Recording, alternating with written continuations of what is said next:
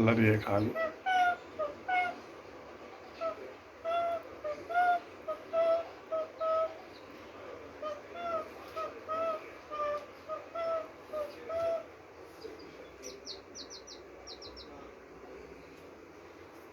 రాదా ఇలా తమాషా చేస్తుంది.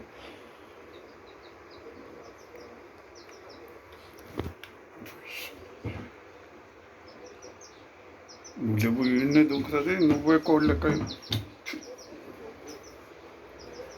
ఈయన్నే దుంకుతుంది కదా, నీకు తెలుసు కదా.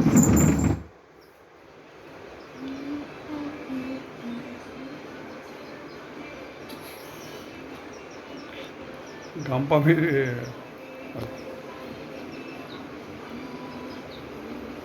దూరం ఉంది.